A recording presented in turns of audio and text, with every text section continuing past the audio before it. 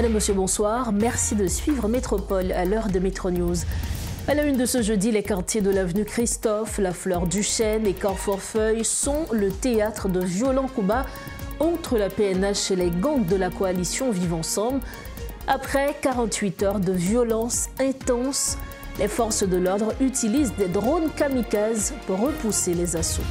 Les locaux de la RTVC ont été incendiés par des criminels ce jeudi. Le gouvernement a condamné fermement l'acte et promet des mesures renforcées pour protéger les médias. Des organisations comme l'ANMH et SOS Journalistes dénoncent l'inaction des autorités et appellent à la protection des journalistes dans ce contexte de plus en plus dangereux. Également en titre concernant le projet de référendum constitutionnel des dirigeants actuels, le coordonnateur du CNS exprime ses préoccupations concernant le dit projet, le qualifiant de menace pour la démocratie. Deus Deronet souligne l'inconstitutionnalité de cette initiative et l'impossibilité de mener des élections dans un climat aussi tendu.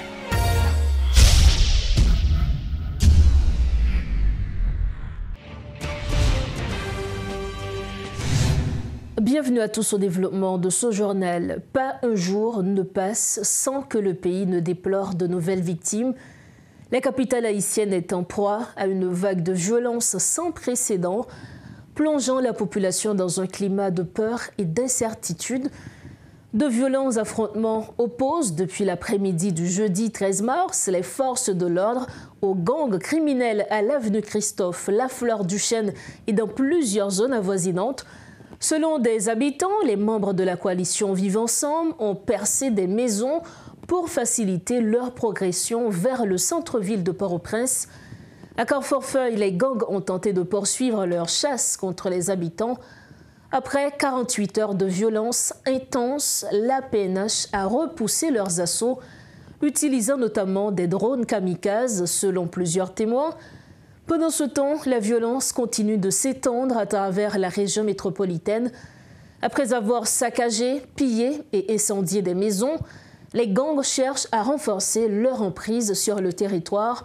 À Delma, les membres de Vivre Ensemble tentent d'envahir Delma 32 et Crissois, mais font face à une résistance acharnée des habitants aux côtés des forces de l'ordre. Bien que le bilan officiel ne soit pas encore disponible, plusieurs criminels auraient été neutralisés. En revanche, au moins un membre d'une brigade de vigilance a succombé à ses blessures après avoir été touché par balle. La situation demeure extrêmement tendue, laissant craindre une nouvelle escalade de la violence. Les locaux de Radio-Télévision Caraïbes situés à la rue Chavannes ont été incendiés ce 13 mars par des criminels. Bien que la station n'émette plus depuis ses studios en raison de l'insécurité, de nombreux équipements précieux se trouvaient encore dans le bâtiment, ont indiqué les responsables. Face à cet acte criminel, les réactions se multiplient. Dans un communiqué publié ce jeudi, le gouvernement a condamné avec la plus grande fermeté l'incendie perpétré par les membres du groupe Vivre Ensemble. Il affirme que cet acte ne restera pas impuni et annonce le déploiement de mesures renforcées pour sécuriser les médias ciblés et garantir la protection de la population. L'Association nationale des médias haïtiens dénonce un crime lié au chaos entretenu par les gangs et fustige l'inaction des autorités face à la montée de l'insécurité, rappelant le rôle essentiel des médias dans la démocratie. Elle exhorte l'État à agir pour restaurer l'ordre et protéger les professionnels de la presse. De son côté, SOS Journalistes condamne fermement l'attaque et s'inquiète de l'abandon de zones stratégiques aux gangs.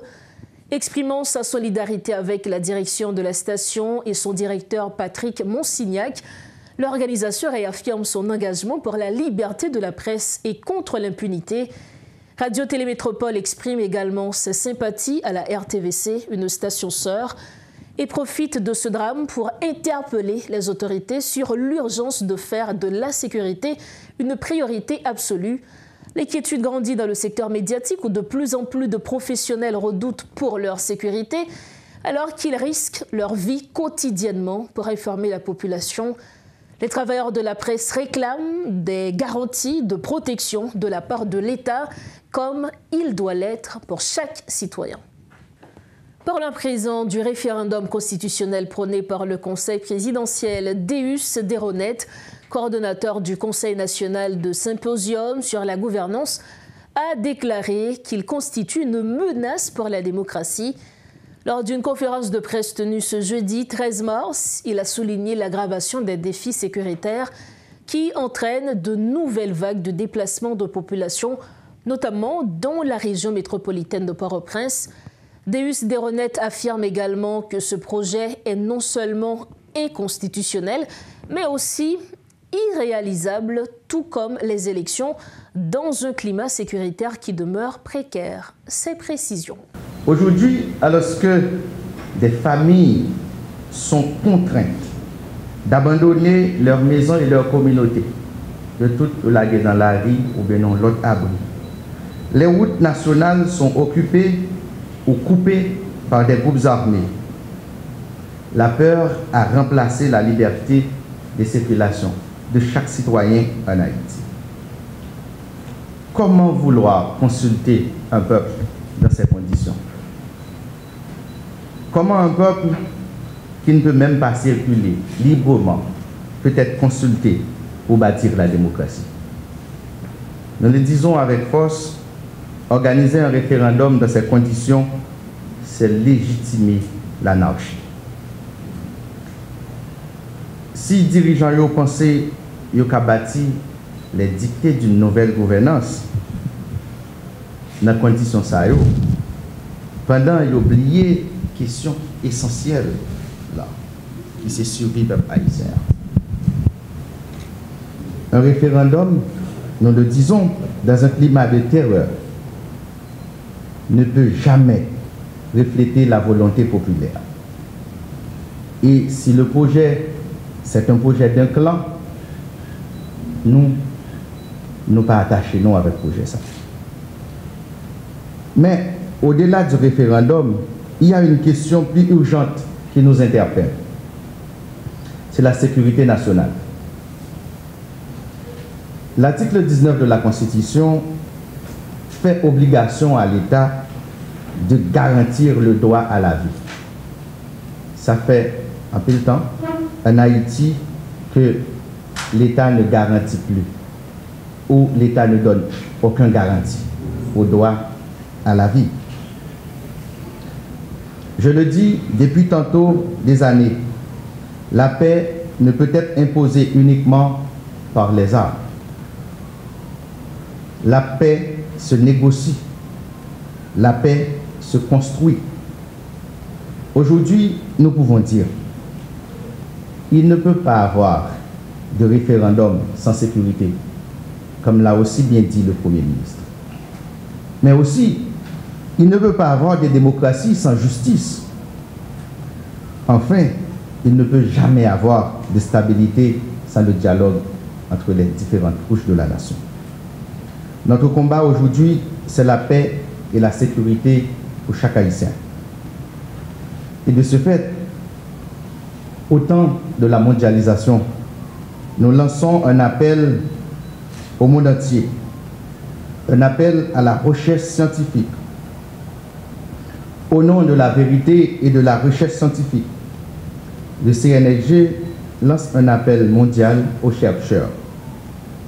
Il est temps de déterminer et de relever au monde les causes profondes des malheurs haïtiens.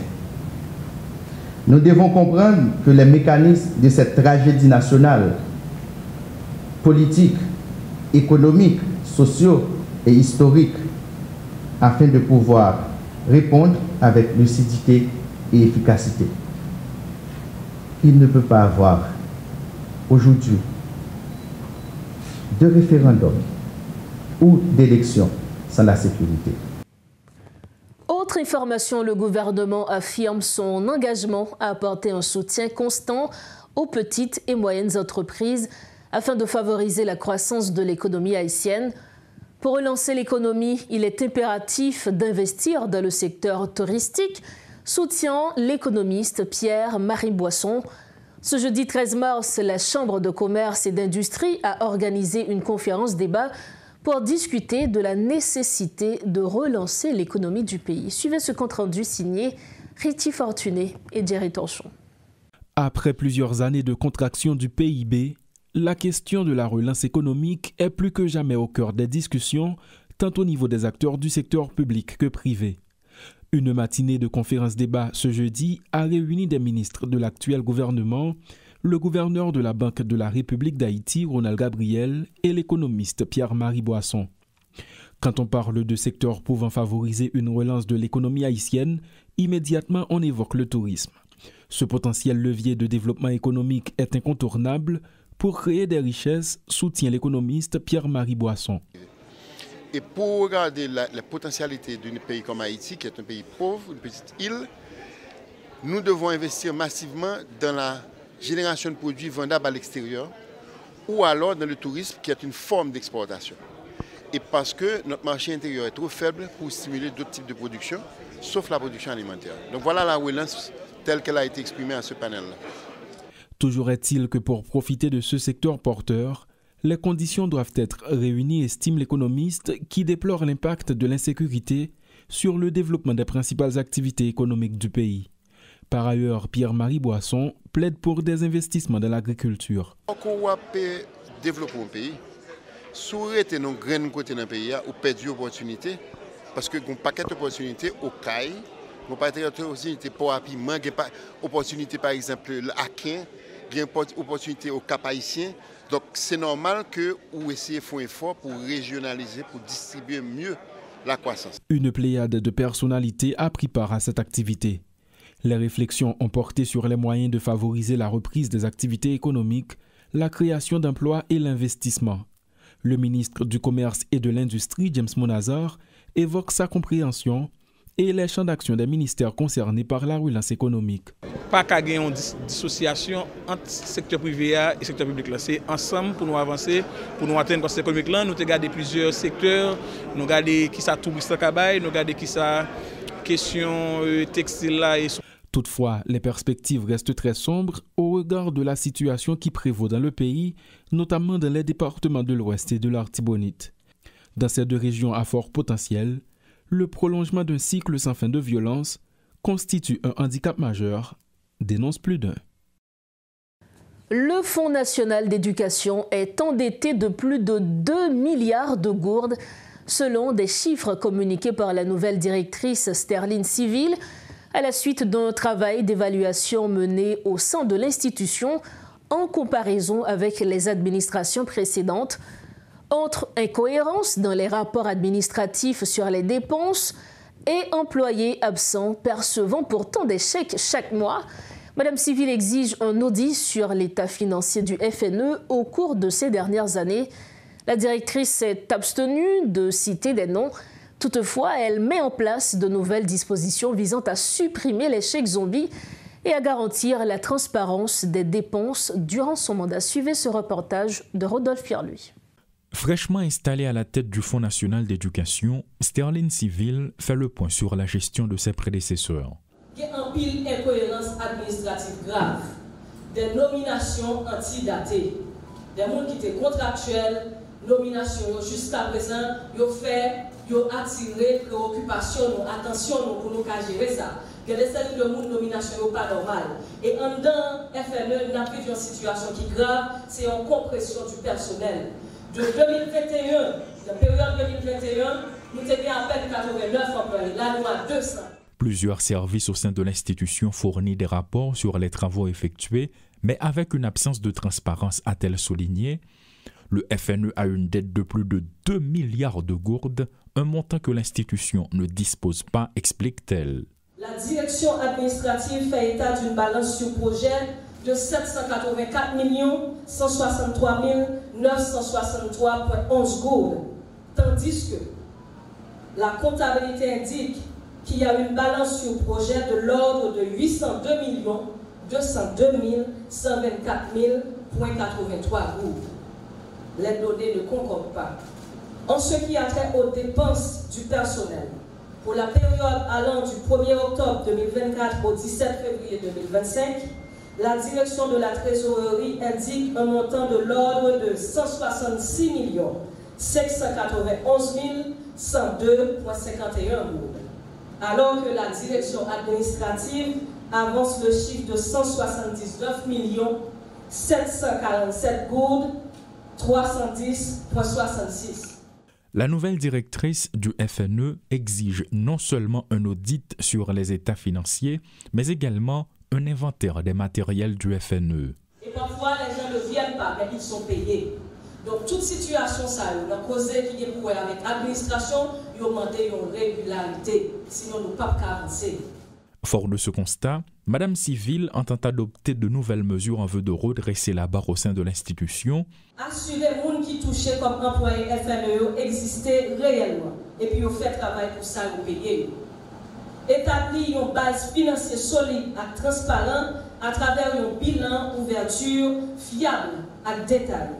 Renforcer discipline financière, assurer une gestion solide d'aide, engagement et actif. Reste à savoir, après toutes ces révélations, quel sera le comportement de ses prédécesseurs. Et puis nous refermons la page nationale de ce journal en économie, où les récentes annonces de Donald Trump concernant les droits de douane ont provoqué des turbulences sur les marchés boursiers mondiaux, soulevant des préoccupations sur les conséquences économiques à venir.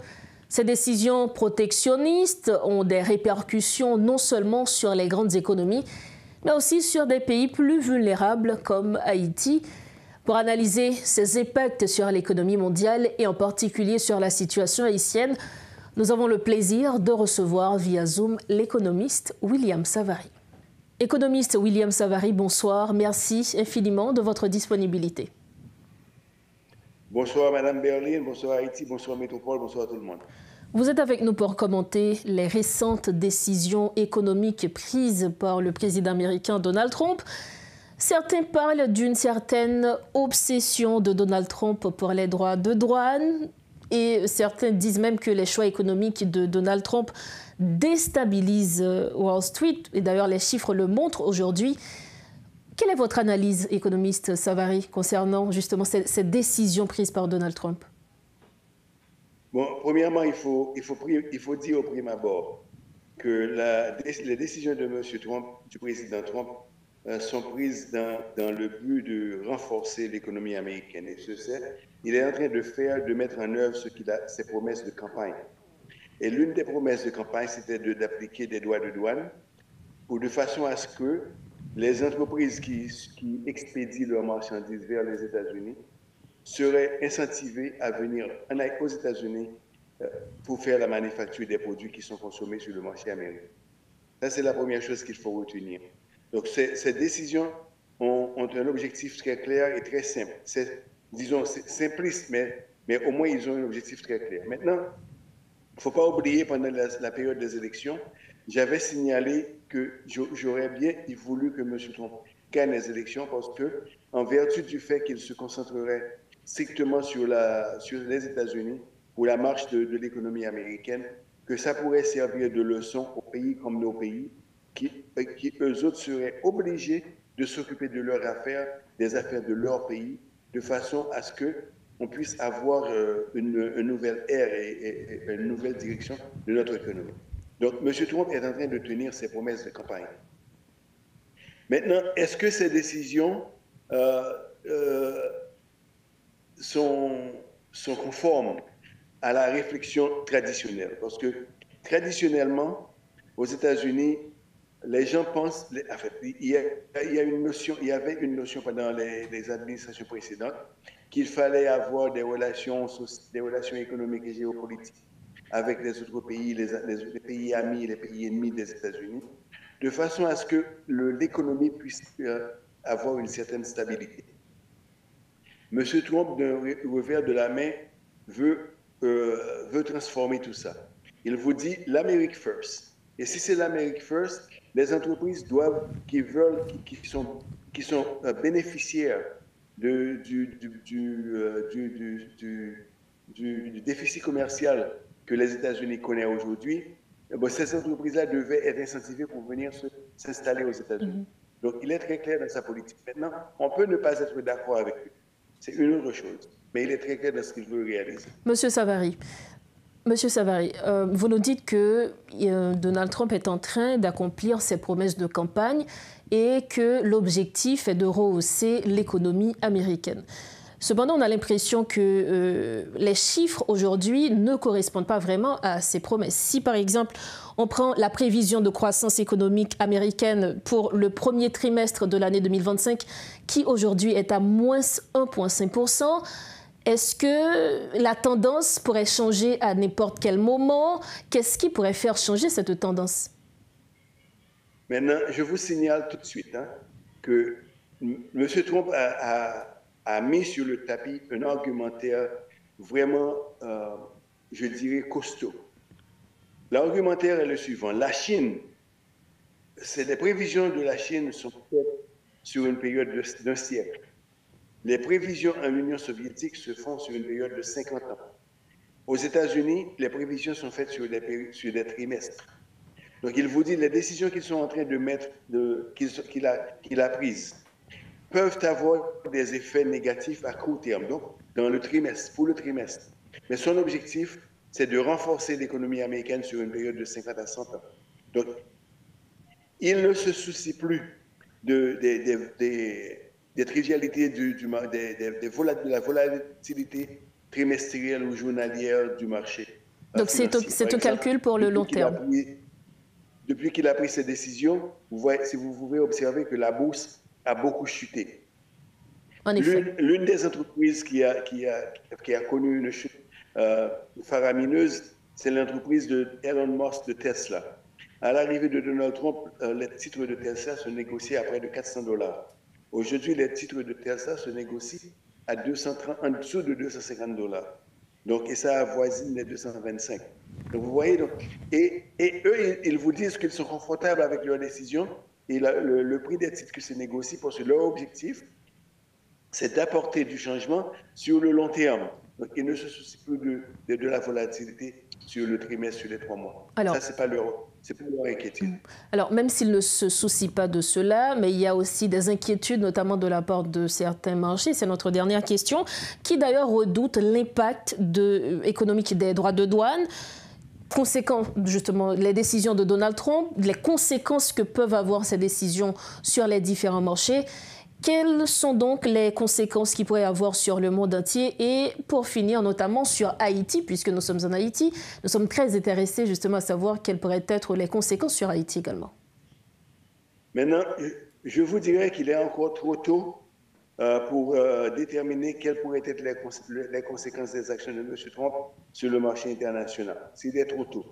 Mais par contre, je peux vous dire que pour le marché haïtien, les décisions qui sont prises, si elles s'avèrent, par exemple, que taux de chômage soit à la hausse, il faut signaler tout de suite que les Haïtiens qui travaillent en Haïti, une grande partie des Haïtiens qui travaillent en Haïti, sont ce qu'on appelle les derniers à être employés et les premiers à être licenciés. Donc, pour une grande majorité des Haïtiens. Donc, et c'est aussi cette section de la population haïtienne qui habite aux États-Unis qui font le plus de virements vers Haïti. Donc, une augmentation du chômage parmi les Haïtiens dans des secteurs particuliers va provoquer. Il y a le secteur de santé, il y a la manufacture, ce sont les endroits où les Haïtiens sont le plus actifs. Il y a l'agriculture. Donc, il y a le textile. Donc, maintenant, une chute d'emploi et l'augmentation du chômage dans la communauté haïtienne sera vraiment très difficile pour Haïti parce qu'il y aura moins de virements. Et ça pourrait, je souhaite, incentiver les Haïtiens de notre pays et la politique publique à prendre en considération la nécessité de prendre des décisions qui conviennent pour la croissance économique de la République d'Haïti, la réorganisation du système financier, la réorganisation du marché financier et la prise en charge fondamentale de ce qu'un pays a besoin pour la construction de sa nation. Donc, blâmer Trump, on ne peut pas blâmer Trump, mais plutôt on peut blâmer nos leaders politiques s'ils ne prennent pas les décisions nécessaires pour que si toutefois il arriverait qu'un taux de chômage aux États-Unis affecterait la population haïtienne aux États-Unis, eh bien que le choc ne sera pas très sévère en Haïti. Monsieur William Savary. En Haïti, nous devons nous occuper à prendre soin de notre économie, à prendre soin de notre population, plutôt que d'être des citoyens Patrick Poche. Il nous faut donc prendre soin de nos économies. Merci infiniment à vous, Monsieur William Savary, pour votre analyse éclairée. Merci encore. Merci, merci. Voilà donc l'analyse de l'économiste William Savary sur les récentes décisions économiques prises par le président américain Donald Trump. Nous arrivons au terme de notre 4e édition de Métro News. Avant de partir, le rappel de l'essentiel de l'information développée ce jeudi. Les quartiers de l'avenue Christophe, la Fleur du Chêne et Carrefour-Feuille sont le théâtre de violents combats entre la PNH et les gangs de la coalition Vivre Ensemble. Après 48 heures de violence intense, les forces de l'ordre utilisent des drones kamikazes pour repousser les assauts. Les locaux de la RTVC ont été incendiés par des criminels ce jeudi. Le gouvernement a condamné fermement l'acte et promet des mesures renforcées pour protéger les médias. Des organisations comme la NMH et SOS Journalistes dénoncent l'inaction des autorités et appellent à la protection des journalistes dans ce contexte de plus en plus dangereux. Et puis concernant le projet de référendum constitutionnel des dirigeants actuels, le coordonnateur du CNS exprime ses préoccupations concernant le dit projet, le qualifiant de menace pour la démocratie. Deus Deronet souligne l'inconstitutionnalité de cette initiative et l'impossibilité de mener des élections dans un climat aussi tendu. Voilà ce qui met fin à cette édition de Métro News. Merci infiniment à vous, chers téléspectateurs et téléspectatrices, de l'avoir suivi. Merci également à toute l'équipe de Métropole ayant rendu possible cette édition. On se retrouve bientôt. Entre-temps, restez branchés Métropole. Bonsoir.